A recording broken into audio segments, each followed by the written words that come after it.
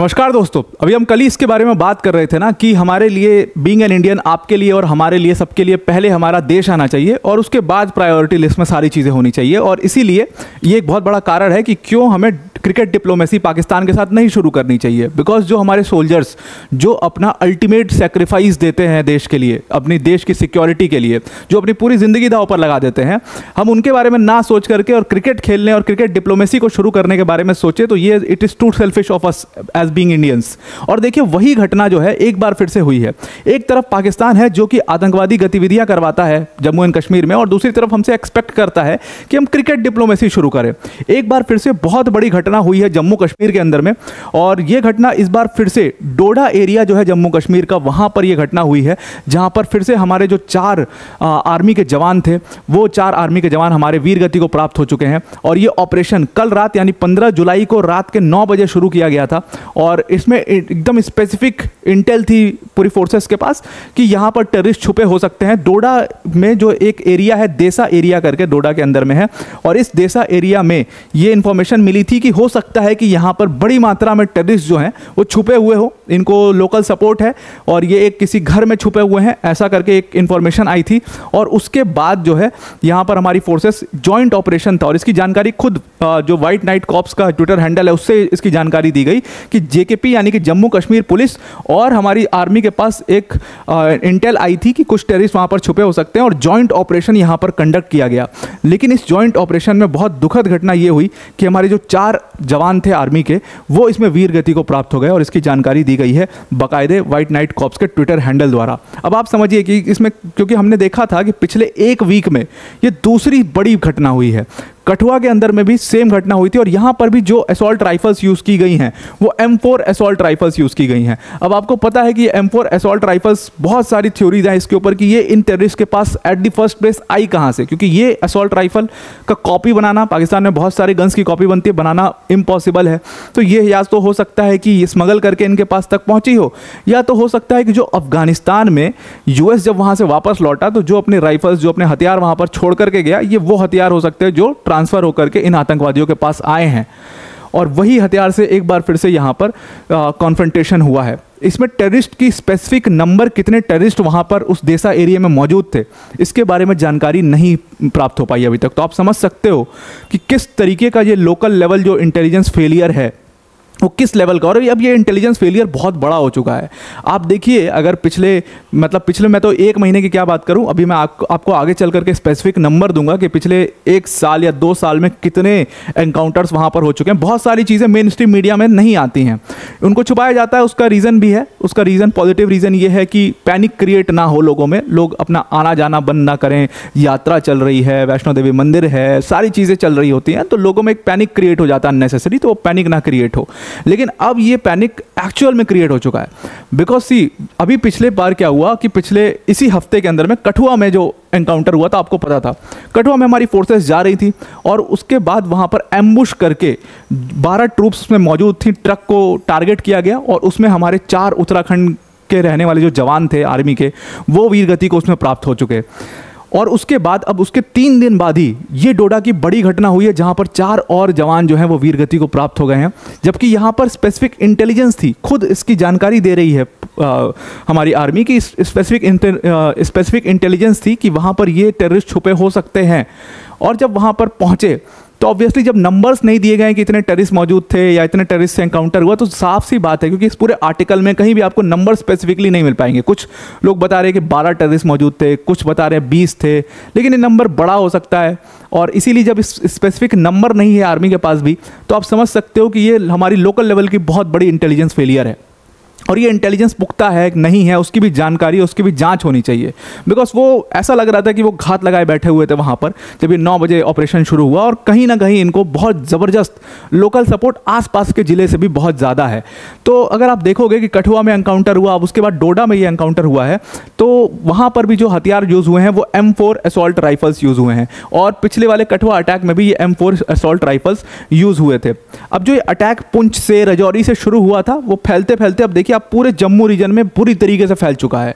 अगर आप पिछले 1 महीने में ही देख लो तो कम से कम 10 अटैक पिछले 1 महीने के अंदर में किए जा चुके हैं जम्मू एंड कश्मीर एरिया में। अगर आप मैप से इसको कार्व आउट करने की कोशिश करो तो ये रहा पुंछ, पुंछ से अटैक बढ़ा है राजौरी की तरफ, और ये सब हाइड आउट्स हैं। पुंछ देखिए, क्योंकि ये मीरपुर का बॉर्डर है, यहाँ पर पुंछ एक बड़ा हाइड आउट है, राजौरी एक बड़ा हाइड आउट है, किश्तवाड़ इनके लिए एक हाइड आउट है। किश्तवाड़ के थ्रू ये अनंतनाग वगैरह भागते हैं, या उसके आगे पुलवामा वगैरह में जहाँ पर इनके स्ट्रॉन्ग होल्ड्स हैं इन टेररिस्ट ऑर्गेनाइजेशंस के, जहाँ पर ये छुप सकते हैं, वहाँ पर उसकी तरफ ये कश्मीर वाले रीजन में इसी किश्तवाड़ के जरिए ये भाग जाते हैं। तो ये सब हाइड आउट्स हैं कोने कोने में जो आपको ये सब दिख रहे हैं। तो पुंछ, राजौरी, और उसके बाद सबसे पहली घटना यहाँ पर रियासी में हुई। उसके बाद आप देखिए डोडा में तो पिछले 2-3 घटनाएं हो चुकी हैं, डोडा के अंदर में, कठुआ में 2 घटनाएं हो चुकी हैं, उसके बाद सांबा में घटना हो चुकी है। अगर आप एक सिर्फ जम्मू सिटी को छोड़ दिए, जहाँ पर अभी तक कोई मेजर घटना नहीं हो पाई है जम्मू सिटी के अंदर में, क्योंकि वहाँ पर काफ़ी ज़्यादा किलेबंदी है आर्मी की। बाकी आप देखिए जितने भी डिस्ट्रिक्ट्स हैं जम्मू रीजन के, तो this is an specific target which this terrorist are trying to do. और इंटेल की इन्फॉर्मेशन, जो आर्मी ने इन्फॉर्मेशन दी है, उनका बताना यह है कि 60 कम से कम अभी भी टेररिस्ट ऐसे हैं जो छुपे हुए हैं जम्मू कश्मीर के, स्पेसिफिक इंटेलिजेंस के हिसाब से 60 का नंबर दे रहे हैं वो, ये नंबर बड़ा हो सकता है। 60 टेररिस्ट ऐसे हैं जो जंगल वॉरफेयर में जिनको ट्रेन किया गया है, और वो अभी भी जम्मू रीजन में छुपे हुए हैं, तो उनसे भी कभी भी एनकाउंटर हो सकता है। और ये जो पूरा ऑपरेशन चल रहा है आर्मी का, एडिशनल ट्रूप्स वहाँ पर लगा दी गई हैं, और ये जो ऑपरेशन चल रहा है ये काफ़ी लंबा हो सकता है, आने वाले कुछ महीनों तक चल सकता है, और कुछ महीनों तक आपको ऐसी घटनाएं सुनने को मिल सकती हैं। अगर पिछले 32 मंथ का आप डेटा निकालिए, तो पिछले 32 मंथ में हमारे कम से कम 48 जवान वीर गति को प्राप्त हो चुके हैं। तो आप समझ सकते हैं कि क्यों मैं आपको कल कह रहा था कि ये क्रिकेट, डिप्लोमेसी वगैरह ये सब बहुत बाद में आती हैं सारी चीज़ें। आपके लिए सबसे पहले आपका कंट्री आना चाहिए, आपका देश आना चाहिए। और कहीं ना कहीं ये जो सैक्रिफाइस है 48 सोल्जर्स का, just think about their family, just think about this people, कि वो अपना अल्टीमेट सैक्रिफाइस देते हैं। आज हमें तो सुबह 4 बजे उठने में हमारी मौत आ रही होती है, हमारी हालत ख़राब हो जाती है। अब आप इन सोल्जर्स का सोचिए जो दिन रात सिक्योरिटी के लिए आपकी काम करते हैं वहाँ पर, और तब आप क्रिकेट डिप्लोमेसी की बात कर ही नहीं सकते। तो वो बीसीसीआई का जो डिसीजन था वो बिल्कुल ठीक था, इसीलिए मैं कह रहा था। और देखिए आज वही घटना फिर से हो गई डोडा के देसा एरिया में, जहाँ पर हमारे 4 आर्मी के जवान फिर से वीर गति को प्राप्त हो गए। बहुत दुखद घटना है ये, और अब ये चीज़ें छुपाई नहीं छुपेंगी, अब ये बहुत बड़ी हो चुकी हैं। हमारे डिफेंस मिनिस्टर राजनाथ सिंह ने फिर से इस मामले का संज्ञान लिया है, लेकिन अब कहीं ना कहीं एक बहुत स्ट्रॉन्ग स्टेप इसमें गवर्नमेंट को उठाना पड़ेगा, उठाना चाहिए। और ये स्ट्रॉन्ग स्टेप, क्योंकि अभी देखिए JNK में बहुत एक मतलब पॉलिटिकल लेवल पर भी चेंजेस हुए हैं कि जो LG की पावर है उसको इंक्रीज किया गया है through the amendment in the reorganisation act of Jammu and Kashmir. और उस रीऑर्गेनाइजेशन एक्ट एक तो मैं पूरी डिटेल वीडियो उसके ऊपर बनाऊंगा कि उस एक्ट में क्या क्या चेंजेस किए, उससे LG को क्या क्या पावर मिले। तो LG का जो पावर है लेफ्टिनेंट गवर्नर का, उसको इंक्रीज किया गया है, और उसको कहीं ना कहीं वो इंक्रीज करके बाकी वहाँ पर प्रोटेस्ट जो है उसके बाद शुरू हुए हैं। और प्रोटेस्ट में ये कहा जा रहा था कि सेंटर जो है वो कभी सरकार नहीं बनने दे सकता जम्मू एंड कश्मीर में। तो आप समझिए कि बहुत बड़े 2 कारण इसके हो सकते हैं। आपको ध्यान में रखना है कि जम्मू एंड कश्मीर के अंदर में अभी कोई गवर्नमेंट वर्किंग नहीं है। इसकी वजह से क्या है, एक तो ये कारण हो सकता है कि इसकी वजह से जानबूझ करके जम्मू कश्मीर को डिस्टर्ब दिखाने की का प्रयास है। और दूसरी चीज़ ये है कि जो 370 हटने के बाद जो इलेक्शंस हुए हैं जम्मू कश्मीर में, और उन इलेक्शंस की वजह से काफ़ी लोग जो है वो अपने आप को सेफ मान रहे थे, और इलेक्शंस में इसीलिए वो अपने घरों से बाहर निकले कि इन आतंकवादी संगठनों की अब कमर टूट गई है और अब हम वोट दे सकते हैं। क्योंकि पहले ही आतंकवादी तो वोट नहीं देने देते थे। आप देखिएगा JKLF की वर्किंग, जो यासीन मलिक और ये बिट्टा कराटे वराटे जब एक्टिव थे जम्मू कश्मीर में, तो ये लोगों को वोट नहीं देने देते थे। ये स्थिति थी जम्मू एंड कश्मीर की। तो उससे बहुत बेहतर हुई 2019 के बाद स्थिति। इस बार का इलेक्शन हुआ, 45% वोटर टर्नआउट हुआ, जहां पर 10% अनंतनाग में होता था। अनंतनाग को गढ़ माना जाता है आतंकवादियों का। महबूबा मुफ्ती का जो किला हुआ था अनंतनाग, वो अपने जगह से, अपने शहर से चुनाव हार गई। तो ये बहुत बड़ी बात थी। तो यहाँ पर इलेक्शंस में जो वोटर टर्नआउट हुआ, ये बहुत बड़ा एक कारण हो सकता है कि इसको अंडरमाइन करने के लिए, कि भाई देखो, ये एक मैसेज देने की कोशिश है कि अभी भी जम्मू कश्मीर जो है वो सेफ नहीं है। और दूसरा ये प्रयास हो सकती है कि जम्मू कश्मीर में क्योंकि सरकार नहीं है इसलिए जम्मू कश्मीर डिस्टर्ब्ड है। समझ रहे हो आप कि ये एक सेंटर को मैसेज भेजने वाली बात है कि आप चुनाव करवा के यहाँ पर सरकार बनवाइए।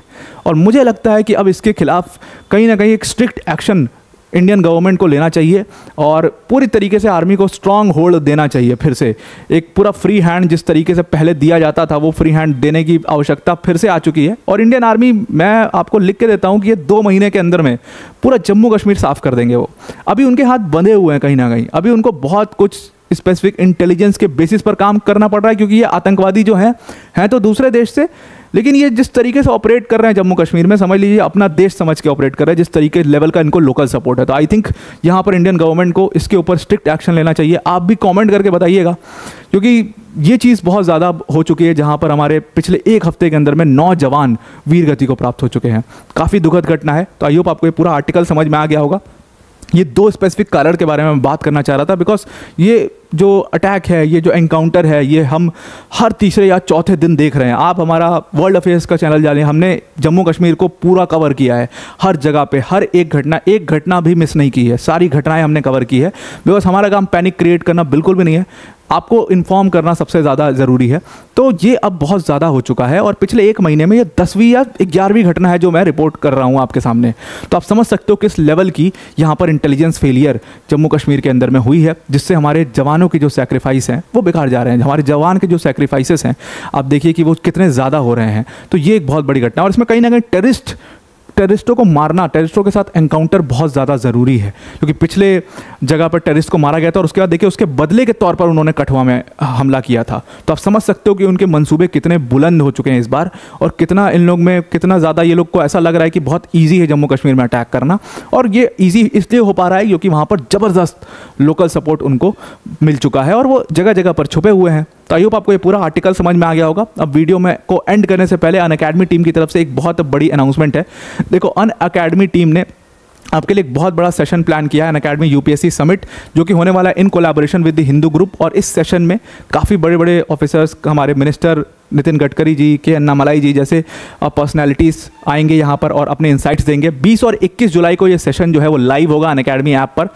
तो डिस्क्रिप्शन में हमने लिंक दे दिया, उस लिंक पर जाकर के आप ज़रूर से क्लिक कर दीजिएगा और वहाँ पर नोटिफाई मी पर ज़रूर क्लिक कर लीजिएगा। तो आपको स्पेसिफिकली जब ये सेशन शुरू होगा तो आपके पास एक नोटिफिकेशन लिंक पहुँच जाएगी। ऑल्सो जो हमारा यूपीएससी सीएससी का ऑफर था, वो 2499 का जो कोर्स है वो आपके लिए 24,999 में मिल रहा है। वो कोर्स वो 10% से बढ़ जाएगा। आज उसकी लास्ट डेट है। APYT 10 यूज़ करके आप इस कोर्स को अवेल कर सकते हो। तो इस कोर्स को आप अगर इस डिस्काउंटेड प्राइस पर अवेल करना चाहते हैं तो आज ही कर लीजिएगा, उसके लिए लास्ट डे है आज।